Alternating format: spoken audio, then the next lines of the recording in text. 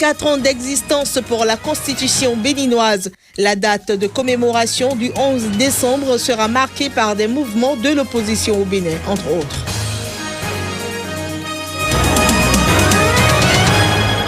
Prévu cette semaine, le congrès du Front populaire ivoirien est reporté à une date ultérieure. Objectif du report, éviter déchirures et confrontations.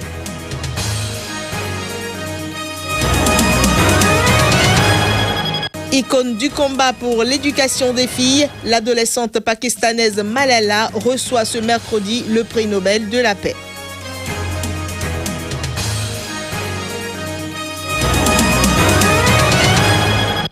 Mesdames et messieurs, bonjour et bienvenue dans cette édition sur SICA. Le congrès du Front populaire ivoirien prévu cette semaine a été reporté pour éviter une déchirure au sein du parti de l'ex-président ivoirien Laurent Gbagbo. L'annonce a été faite hier mardi par Pascal Affi-N'Guessan, actuel président de cette formation politique. Pascal Affi-N'Guessan, faut-il le rappeler, avait déjà saisi la justice ivoirienne pour invalider la candidature de son mentor Laurent Gbagbo à la tête du parti, qualifiant de faux les documents qui la soutiennent, notamment une attestation écrite de ce dernier. Actuellement, deux camps s'opposent frontalement au FPI. Un premier camp qui soutient la candidature de Laurent Gbagbo, fondateur du parti, et l'autre camp qui soutient la candidature de l'actuel président du FPI, Pascal Affi-N'Guessan, qui aspire à participer à la présidentielle d'octobre 2015 dans la bannière du parti. Et nous allons en venir au Bénin à présent. Le 11 décembre prochain, le Bénin va fêter les 24 ans de sa constitution. Eh bien, la mouvance présidentielle au Bénin compte organiser une marche en réplique donc dans la ville de Cotonou. Pour plus d'explications, nous vous proposons de suivre ici Eugène Azatassou. Il est le coordonnateur national des forces Kori pour un Bénin émergent, une alliance de partis politiques acquis à la cause du régime en place. Eugène Azatassou intervient au micro de Joël Yetonji et de Floris Dossa. Dans le pays, c'est comme s'il y avait une bonne dose de mauvaise foi. Quand nous avons vu que le sujet qui est à l'ordre du jour au niveau de certaines marches, c'est les élections, l'organisation des élections, quand nous avons vu que ceux-là qui veulent qu'ils organisent ces marches pour exiger l'organisation des élections, on sait bien qu'ils participent à toutes les structures qui organisent ces élections, qu'ils sont présidents des représentants au Parlement.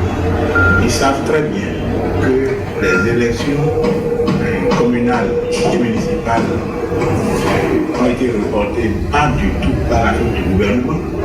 Et on sait bien que c'est au niveau du Parlement que le mandat des maires a été repoussé et a été repoussé sine die.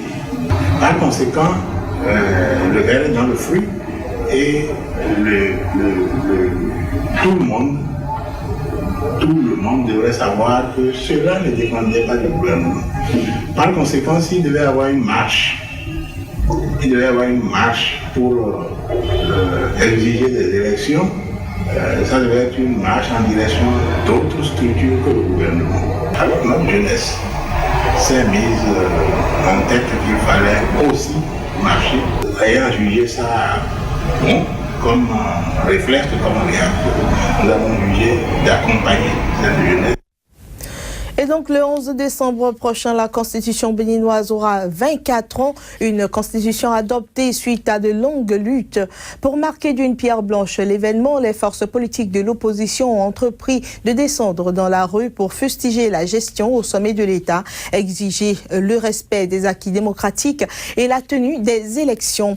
Il y a de cela 2 semaines, les membres de cette même opposition qui semblaient divisés sur les motivations de cette marche de protestation ont fini par accorder garder leur violon.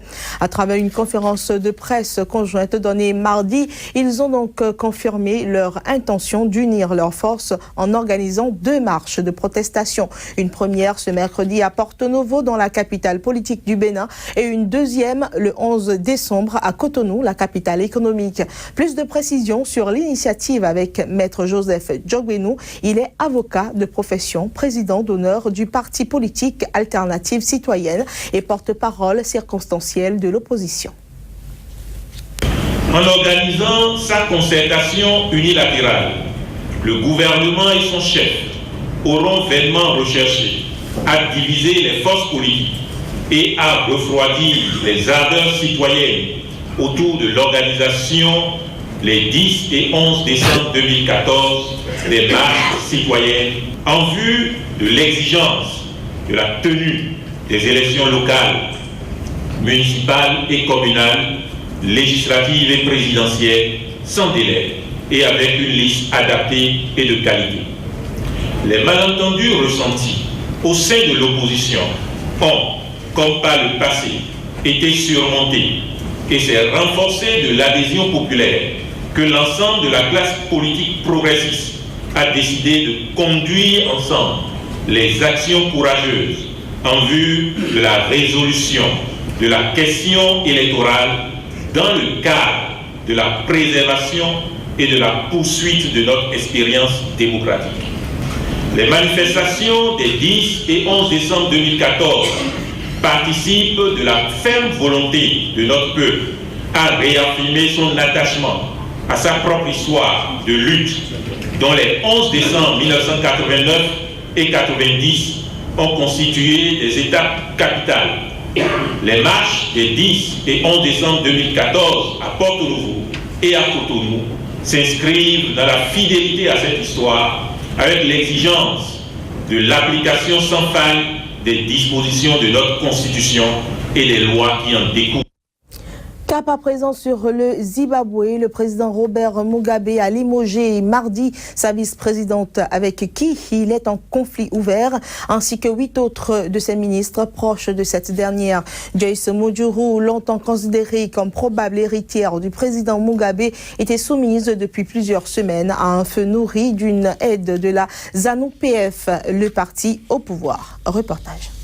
Elle a été accusée pêle-mêle d'incompétence, de corruption et de complot pour assassiner le président Mugabe. Le congrès de la ZANU-PF, qui s'est tenu la semaine dernière, l'avait déjà exclu du comité central, tandis qu'il reconduisait Robert Mugabe à la tête du parti et plaçait son épouse Grace à la tête de l'Influence Ligue des femmes. La vice-présidente zimbabwéenne Joyce Mujuru, qui est montée au créneau ce mardi, a dénoncé une campagne de dénigrement bien orchestrée et un abus flagrant de l'appareil étatique après avoir été écarté du comité central de la ZANU-PF, le parti au pouvoir. Longtemps considérée comme probable héritière du vieux président Robert Mugabe, elle a été accusée de complot d'assassinat à son encontre. Joyce Mujuru estime être victime d'une cabale car aucune preuve n'a été produite pour donner du crédit à ces différentes accusations dont elle est victime. Le président zimbabwéen Robert Mugabe a de son côté procédé ce mardi au limogeage de Joyce Mujuru et 8 de ses proches ministres du gouvernement. La ZANU-PF est déchirée depuis plusieurs années par une guerre de succession opposant notamment Joyce Mujuru et le ministre de la Justice Emmerson Mnangagwa pour remplacer un jour Robert Mugabe. Mais Emmerson Mnangagwa, qui vient d'être nommé au comité central du parti, semble désormais bien positionné. Robert Mugabe doit d'ici jeudi désigner les 2 nouveaux vice-présidents du parti et compléter son équipe gouvernementale. Après plus de 3 ans de captivité au Sahel aux mains de Al-Qaïda, Serge Lazarvik, le dernier otage français dans le monde, a foulé ce mercredi matin le sol français sur la base aérienne de Villacoublay au sud de Paris en provenance de Niamey à bord d'un avion gouvernemental français. L'ex-otage accompagné de sa fille Diane a été accueilli à son arrivée par le président français François Hollande qui s'était réjoui que la France ne compte plus aucun otage dans aucun pays au monde. Sa famille, et notamment sa mère et sa sœur, étaient également au pied de l'avion. Serge Lazarvik a ensuite été conduit dans un hôpital militaire pour des examens de santé avant de retrouver sa famille dans l'intimité. En foulant le sol français, Serge Lazarvik a fait une petite déclaration à la presse. Je vais être succinct, j'ai pas beaucoup de force. Je voulais juste vous dire que je voulais remercier la France, le peuple français, Monsieur le Président de la République et tous les gens du gouvernement qui ont œuvré pour ma libération et la libération de tous les otages. Être otage, c'est un peu compliqué, c'est pas très simple, mais la vie est belle de retrouver la liberté. Les deux lauréats du Nobel de la paix 2014 entreront en possession de leur prix ce mercredi. Il s'agit de l'Indien Kailash Satyarthi et de la Pakistanaise Malala Yousafzai. À seulement 17 ans, cette dernière, qui est une militante pour le droit à l'éducation des femmes, a été propulsée symbole mondial de la lutte contre l'extrémisme après avoir échappé in extremis à une attaque des talibans. À travers ce reportage, nous vous proposons d'aller à la découverte de Malala. La vie de Malala a basculé le 9 octobre 2012. Jeune lycéenne pakistanaise, elle est prise pour cible lors d'un attentat des talibans dans son car scolaire. Elle reçoit une balle dans la tête, mais survit miraculeusement. C'est dans la ville anglaise de Birmingham qu'elle se réveille, dans l'hôpital où des chirurgiens ont bataillé pour la maintenir en vie. Birmingham is very special for me. Birmingham compte beaucoup pour moi. Because it was here. Parce que c'est ici que je me suis découverte vivante. 7 jours après qu'on m'ait tiré dessus. Aujourd'hui, c'est ma deuxième maison. Après mon pays que j'aime, le Pakistan. Malala Yousafzai a grandi dans la vallée de Swat, au nord-ouest du Pakistan, sous le régime des talibans. La télévision et la musique sont interdits, les combats font rage. En 2009, à 11 ans seulement, elle tient un blog sous pseudonyme pour dénoncer les exactions des talibans dans sa région et militer pour que l'éducation ne soit plus un privilège réservé aux garçons. Les télévisions locales parlent d'elle, mais les talibans répondent par des menaces qu'ils mettent à exécution. Aujourd'hui, l'adolescente rétablie et installée en Angleterre mène plus que jamais son combat. Je veux étudier la politique, les droits de l'homme, la loi. Je veux apprendre comment changer ce monde et comment je devrais travailler pour le bonheur et l'éducation des filles. Malala est devenue un symbole de la lutte contre l'extrémisme religieux et son engagement lui a déjà valu de nombreux prix. C'est aussi une source d'inspiration et d'espoir pour les adolescentes de son pays. Dans la vallée de Swat, de plus en plus de filles vont à l'école, mais la peur n'a pas disparu.